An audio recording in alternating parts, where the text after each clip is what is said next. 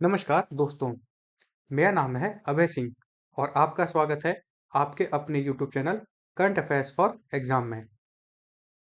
आज का सेशन सिर्फ करंट अफेयर्स का लेक्चर नहीं है, यह एक जर्नी है इंडिया और वर्ल्ड के उन डेवलपमेंट्स की जो आने वाले समय में पॉलिसी बनाएंगे, हेडलाइंस क्रिएट करेंगे और एग्जाम हॉल में क्वेश्चन बन के आएंगे।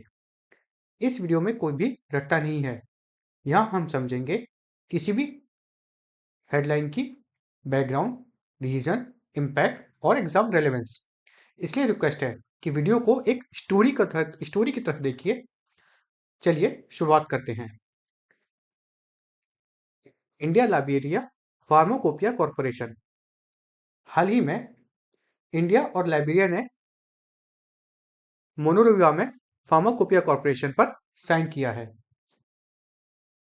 अच्छा, लाइबेरिया कहाँ पर आता है? वेस्ट अफ्रीका में। हो सकता है कि यूपीएससी के सिलेबस में ये ज्यादा बार ना दिखे, लेकिन आज यह इंडिया के लिए स्ट्रेटेजिकली काफी इंपॉर्टेंट है। इंडिया और लाइबेरिया ने मोनोरिवा में एक एमओयू पर साइन किया है, जिसे हम फार्माकोपिया कॉर्पोरेशन एग्रीमेंट कहते हैं। अब सवाल यह है कि ये फार्माकोपिया क्या होता है। तो फार्माकोपिया एक ऑफिशियल रूल बुक होता है जो बताता है कि कोई मेडिसिन कितनी शुद्ध होनी चाहिए, कितनी स्ट्रांग होनी चाहिए, कितनी सेफ होनी चाहिए और कैसे टेस्ट की जाएगी। इंडिया फार्माकोपिया दुनिया के टॉप टेस्टेड स्टैंडर्ड में से एक है और अब लाइबेरिया अपने मेडिसिन के लिए इंडियन स्टैंडर्ड्स को फॉलो करेगा। इसका मतलब better quality medicine in Liberia, fake drugs पर कंट्रोल और पब्लिक हेल्थ में इंप्रूवमेंट। और इंडिया के लिए यह सिर्फ हेल्थ कॉर्पोरेशन नहीं है, यह है हेल्थ डिप्लोमेसी, यह है सॉफ्ट पावर, यह है इंडिया का अफ्रीका में regulatory leadership. Advance testing technique जैसे HPCL, HPTCL, ICP-MS सिर्फ मशीन्स नहीं होती, यह ग्लोबल ट्रस्ट क्रिएट करती हैं। एग्जाम एंगल से देखें तो जीएस पेपर 2 इंटरनेशनल रिलेशंस और जीएस पेपर 3 हेल्थ इंफ्रास्ट्रक्चर के हिसाब से यह इंपॉर्टेंट है। यह वही जगह है जहां इंडिया अपनी क्रेडिबिलिटी एक्सपोर्ट कर रहा है। अच्छा, अब लाइबेरिया के बारे में जानते हैं।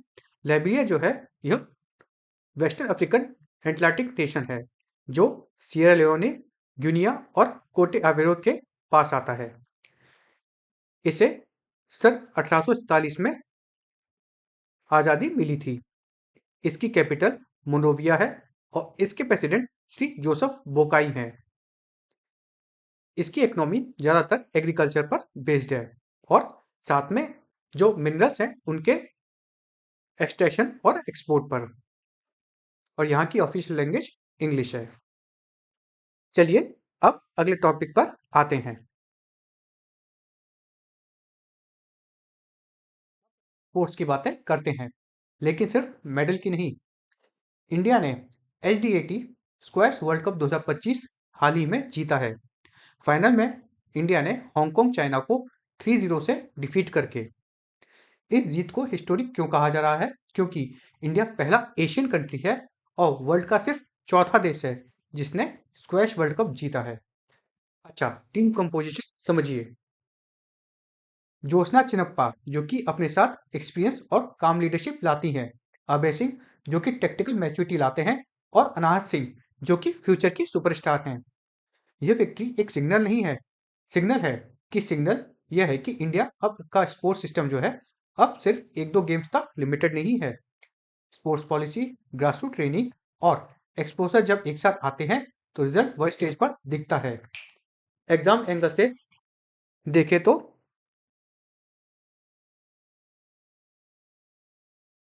जीएस पेपर 2 स्पोर्ट गवर्नेंस एसे और यूथ और नेशनल बिल्डिंग में यह इंपॉर्टेंट है। अच्छा, इंडिया की इस जीत को हमारे देश के राष्ट्रपति, हमारे देश के उपराष्ट्रपति, प्राइम मिनिस्टर और होम मिनिस्टर द्वारा प्रोत्साहन दिया गया है। चलिए अब अगले टॉपिक पर आते हैं जो कि इकोनॉमिक्स और जियो पॉलिटिक्स के ओवरलैप वाले जोन में आता है। हाल ही में मैक्सिको ने अनाउंस किया है 50% टैरिफ। किस पर? इंडिया इंडिया, चाइना और कुछ एशियन कंट्रीज के इंपोर्ट्स पर। यह पॉलिसी 1 जनवरी 2026 से इफेक्टिव होगी। सवाल, मेक्सिको ने यह डिसीजन क्यों लिया? रीजन ध्यान से समझिए। डोमेस्टिक एमएसएमई को प्रोटेक्ट करने के लिए, लोकल एम्प्लॉयमेंट बचाने के लिए और यूएसएमसीए सप्लाई चेन के साथ अलाइनमेंट करने के लिए। अच्छा, इससे इंडिया पे क्या इम्पैक्ट होगा? मैं आपको यहाँ पे ये बता दूं कि इंडिया और मेक्सिको का जो ग्लोबल ट्रेड है वह 5.75 बिलियन डॉलर का है। टैरिफ बढ़ेगा तो प्रोडक्ट महंगे होंगे, जिससे डिमांड गिरेगी। इसमें आप बड़ी पिक्चर को समझिए। ग्लोबलाइजेशन धीरे हो रही है और रीजनल ब्लॉक्स स्ट्रांग हो रहे हैं। मेक्सिको ने यूएस के साथ मिलकर यह टैरिफ इंडिया पर लगाया है, जिससे इंडिया के जो एक्सपोर्ट्स हैं उनकी तरफ वो घटें। यह जो टॉपिक है यह जीएस पेपर 3 अर्थात इंटरनेशनल ट्रेड और जीएस पेपर 2 ग्लोबल इंस्टीट्यूशन के नजरिए से बहुत ही मायने रखता है। चलिए अब बात करते हैं इंडियन पॉलिटिक्स के ऑर्गेनाइजेशन लेयर की, जो कि हमारा अगला टॉपिक है। नितिन नवीन को बीजेपी का नेशनल वर्किंग प्रेसिडेंट हाल ही में बनाया गया है। वह 45 साल के हैं। वह बीजेपी के अभी तक के सबसे यंगेस्ट लीडर हैं जो कि वर्किंग प्रेसिडेंट बनाए गए हैं, और वह बिहार से पहले ऐसे व्यक्ति हैं जिन्हें बीजेपी का नेशनल वर्किंग प्रेसिडेंट हाल ही में बनाया गया है। इस अपॉइंटमेंट से क्या सिग्नल मिलता है?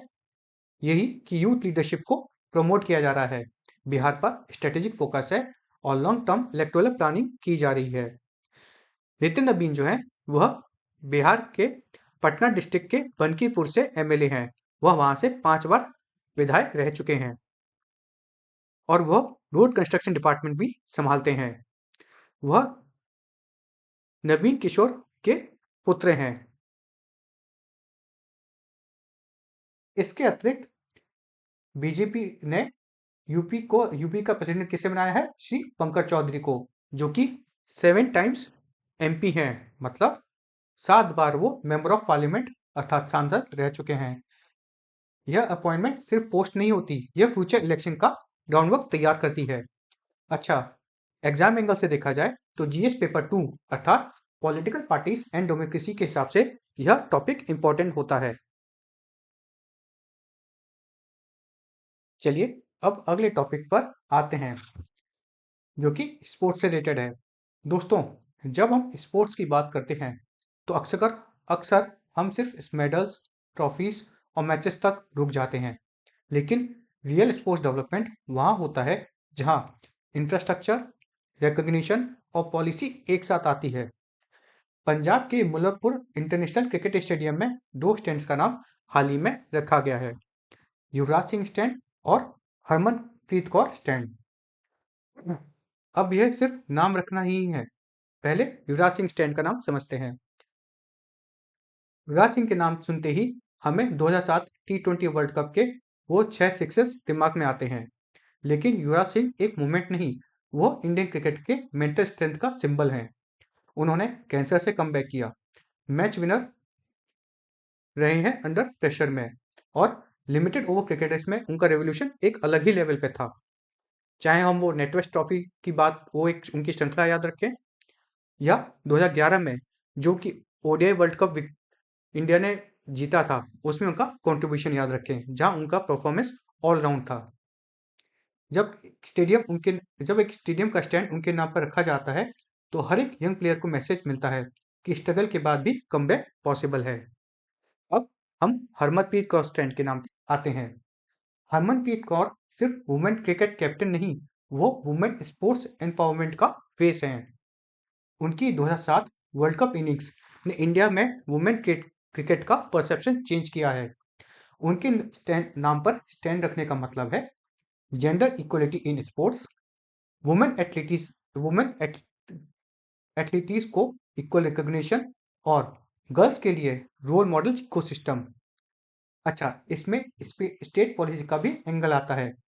पंजाब गवर्नमेंट का यह स्टेप दिखाता है कि वो स्पोर्ट्स को कैरियर के रूप में प्रमोट कर रहे हैं, आइकॉन को इंस्टीट्यूशनल मेमोरी बना रहे हैं और इंफ्रास्ट्रक्चर के साथ इंस्पिरेशन भी दे रहे हैं। यह एग्जाम रेलेवेंस किस हिसाब से है? जीएस पेपर 2 में स्पोर्ट गवर्नेंस, और इसमें ऐसे कैसे बन सकता है यूथ मोटिवेशन और नेशनल बिल्डिंग में। चलिए अब चलते हैं स्टार्टअप और टेक्नोलॉजी की तरफ। हैदराबाद का टी हब ऑलरेडी इंडिया का फ्लैगशिप स्टार्टअप हब बन गया है और यहाँ अब यहीं पर लॉन्च हुआ है गूगल पर startup hub, Google for startup hubs. इसको समझने के लिए एक बात क्लियर रखो, यह सिर्फ एक ऑफिस स्पेस नहीं, यह एक इकोसिस्टम एक्सीलेटर है।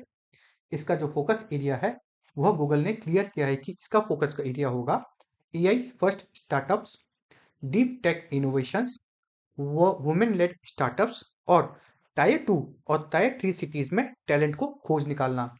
इसका मतलब यह है कि इनोवेशन सिर्फ बेंगलोर या दिल्ली तक सीमित नहीं रहेगा, यह और भी सिटीज में जाएगा। अच्छा, इसमें फैसिलिटीज क्या क्या मिलेंगी? तो इसमें फैसिलिटीज मिलेंगी free coworking space, Google cloud cloud credits, technical mentorship, product scaling support और ग्लोबल मार्केट एक्सपोजर, यानी आइडिया से प्रोडक्ट तक का फुल जर्नी। इसका स्ट्रेटेजिक इंपॉर्टेंस क्या है? तो हम ये याद रखें कि इंडिया वर्ल्ड का थर्ड लार्जेस्ट स्टार्टअप इकोसिस्टम है और फास्टेस्ट ग्रोइंग डिजिटल इकोनॉमी है, जिसमें ये जो गोल का एक पहल है ये हेल्प आउट करेगा। अब एआई के साथ इंडिया सिर्फ सर्विस प्रोवाइडर नहीं बल्कि सॉल्यूशन क्रिएटर बनने जा रहा है। एग्जाम रेलेवेंस पॉइंट से देखें तो GS paper 3 startup ecosystem, AI, innovation और के हिसाब से यह जरूरी है। और ऐसे पॉइंट ऑफ व्यू से देखें तो टेक्नोलॉजी एंड इंक्लूसिव ग्रोथ के पॉइंट के हिसाब से यह इंपॉर्टेंट है।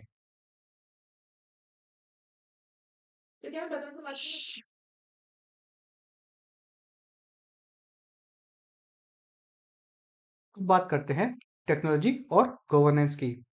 महाराष्ट्र ने लॉन्च किया है महाक्राइम ओएस एआई, इंडिया का पहला AI powered cyber crime investigation platform. सबसे पहले समझो प्रॉब्लम क्या है। साइबर क्राइम केसेस में एविडेंस जो होते हैं वो बहुत स्कैटर्ड करते हैं, वो देश के या अलग अलग राज्यों के अलग अलग जगहों में स्कैटर्ड रहते हैं। मल्टीपल प्लेटफॉर्म्स इसमें इन्वॉल्व रहते हैं और इन्वेस्टिगेशन भी स्लो होती है। महाक्राइम ओएस करता क्या है? यह प्लेटफॉर्म एआई से डाटा एनालाइज करता है, पैटर्न्स आइडेंटिफाई करता है, केस लिंकेजेस डिटेक्ट करता है और एविडेंस को डिजिटली ऑर्गेनाइज करता है। इसका रिजल्ट क्या होता है? इन्वेस्टिगेशन टाइम 80% तक कम हो जाता है।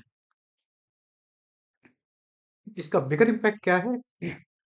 यह 100% डिजिटल केस हैंडलिंग कर सकता है, इसकी चार्जशीट जल्दी बन सकती है, इसमें कन्विक्शन प्रोबेबिलिटी बहुत ज़्यादा हो सकती है और जो सिटीजन्स का ट्रस्ट है सिस्टम में वो बहुत तेज़ी से बढ़ेगा। यहाँ एक इम्पॉर्टेंट कॉन्सेप्ट आता है, किसका? प्रेडिक्टिव पॉलिसिंग का। क्राइम होने के बाद नहीं, क्राइम के पैटर्न पहले समझना। अच्छा, इसका एग्जाम रेलेवेंस क्या है? एग्जाम रेलेवेंस है GS paper 2 police reforms, e governance और exam GS paper 3 AI application से। चलिए अब अगले टॉपिक पे आते हैं और कल्चर प्लस नॉलेज इकोनॉमी की तरफ चलते हैं।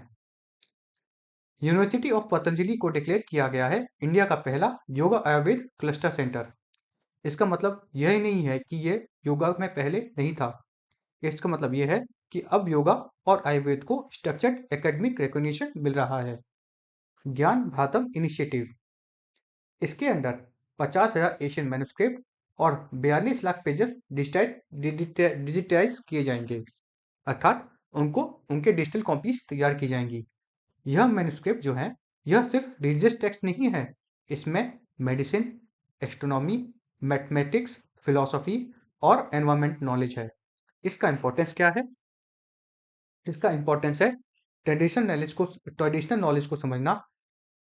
अच्छा, यह सब कैसे आसान होगा? डिजिटल फॉर्म में लाने के बाद फिर इससे रिसर्च भी की जा सकेगी, जिससे ग्लोबल एकेडमिक इंटीग्रेशन होगा और रिकग्निशन भी मिलेगी। यह इंडिया की एक सॉफ्ट पावर को भी डेवलप कर सकता है।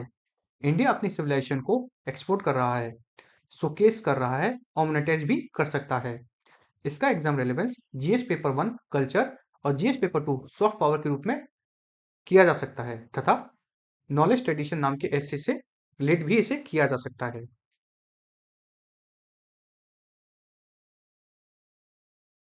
चलते हैं एक और डेवलपमेंट पे जो हमने पहले ही डिस्कस किया है कि श्री पंकज चौधरी जो कि यूपी से आते हैं तथा यूपी से सांसद रहे हैं 7 बार से महाराजगंज से। उन्हें बीजेपी यूपी प्रेसिडेंट नियुक्त किया गया है। यह सिर्फ अपॉइंटमेंट नहीं है, यह एक पॉलिटिकल सिग्नल है, एक ऑर्गेनाइजेशनल स्ट्रेटजी और 2027 के इलेक्शन का एक अर्ली ब्लूप्रिंट है। चलिए अब चलते हैं ग्लोबल पॉलिसी एक्सपेरिमेंट पर। हाल ही में यूएसए ने प्रपोज किया है गोल्ड कार्ड रेसिडेंसी स्कीम। इसके अंडर 1 मिलियन डॉलर इन्वेस्टमेंट करने पर आपको फास्ट ट्रैक परमानेंट रेसिडेंसी और सिटीजनशिप मिल पाएगी। किसकी? यूएसए की। यह जो वर्तमान में EB-5 वीजा प्रोग्राम है उसको रिप्लेस करेगा। यह स्कीम क्यों आई है? ताकि यूएसए कैपिटल इनफ्लो अट्रैक्ट कर सके, वेल्दी इंडिविजुअल्स अर्थात अमीर लोगों को अपने यहाँ बुला सके और अपनी इकोनॉमी को बूस्ट कर सके। इसका पॉजिटिव इंडिया के लिए क्या हो सकता है कि इंडियन इन्वेस्टर को अपॉर्चुनिटी मिलेगी और ग्लोबल एक्सपोजर भी मिलेगा। और इंडिया के लिए इसका नेगेटिव क्या हो सकता है कि ब्रेन ड्रेन ज़्यादा होगा, कैपिटल का अर्थात जो हमारे यहाँ वेल्थ है उसकी जो वो वेल्थ यूएसए में भी जा सकती है और एथिकल इक्वलिटी भी आएगी अर्थात मनी बेस्ड सिटीजनशिप। यह स्कीम माइग्रेशन को स्किल बेस्ड से कैपिटल बेस्ड बना रही है अर्थात जो लोग पहले अपनी स्किल होने के कारण यूएसए में जाके बसते थे अब वह अपने कैपिटल के कारण यूएसए में जाके आराम से बस सकेंगे। इसका एग्जाम रिलेवेंस देखा जाए तो जीएस पेपर 2 ग्लोबल माइग्रेशन के हिसाब से ये इंपॉर्टेंट है और इनइक्वलिटी इन एथिक्स के नाम से ऐसे भी तैयार किया जा सकता है। चलिए अब बात करते हैं आत्मनिर्भर भारत के प्रूफ की ओर। हाल ही में सी डॉट अर्थात centre for development of telematics को IEEE standard association corporate award 2025 का से नवाजा गया है। अच्छा, ये इसका मतलब क्या है कि global technology standard body IEEE है, इनके द्वारा अगर भारत की सी डॉट को नवाजा गया है तो इन्होंने बहुत ही अच्छा कार्य किया है। सी डॉट का रोल क्या है? यह इंडिजिनस टेक्नोलॉजी जो होती है टेलीकॉम उसको डेवलप करता है, रूरल ब्रॉडबैंड को मॉनिटर करता है, 5G सॉल्यूशंस देता है और सिक्योर नेटवर्क प्रोवाइड करता है भारत के अंतर्गत। यह अवार्ड दिखाता है कि इंडिया सिर्फ टेक्नोलॉजी यूजर नहीं है बल्कि स्टैंडर्ड सेटर बन रहा है। एग्जाम रिलेवेंस से बात की जाए तो जीएस पेपर 3 अर्थात टेलीकॉम और टेक्नोलॉजी के हिसाब से यह इंपॉर्टेंट है और ऐसे के हिसाब से की जाए तो यह सेल्फ रिलायंस के हिसाब से इंपॉर्टेंट है। फ्रेंड्स, आज का सेशन यही समाप्त होता है। आपको हमारा सेशन कैसा लगा कमेंट करके बताइएगा तथा लाइक एवं सब्सक्राइब अवश्य कीजिएगा। जय हिंद, जय भारत।